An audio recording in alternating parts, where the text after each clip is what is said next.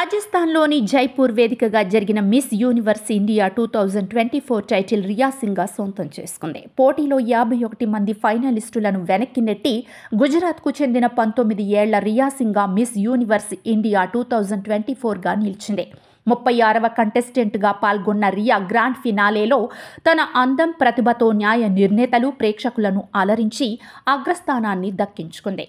ఈ విజయంతో ఆమెకు ప్రతిష్టాత్మకమైన బిరుదుతో పాటు ఈ ఏడాది చివర్లో మెక్సికోలో జరగనున్న మిస్ యూనివర్స్ 2024 పోటీలో భారత తరఫున ప్రాతినిధ్యం వహించే అదృష్టం వరించింది. మిస్ యూనివర్స్ ఇండియా 2024 కిరీటాన్ని గెలుచుకోవడం ఎంతో గౌరవంగా భావిస్తున్నానని, తన కష్టానికి, అంకిత భావానికి ఇది నిదర్శనమని రియా తన ఆనందం వ్యక్తం చేసింది.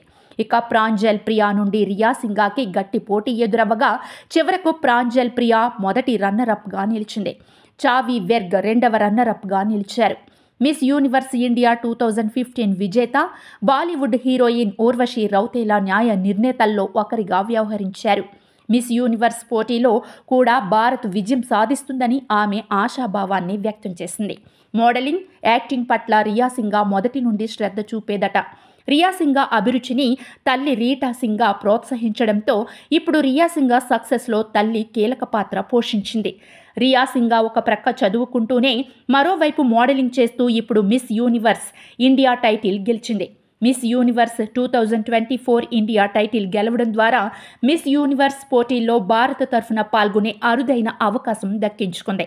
రియా సింగ్ ఫాదర్ బ్రిజేష్ సింగ్ ఈ స్టోర్ ఫ్యాక్టరీ పేరుతో ఆన్లైన్ బిజినెస్ చేస్తుంటారు.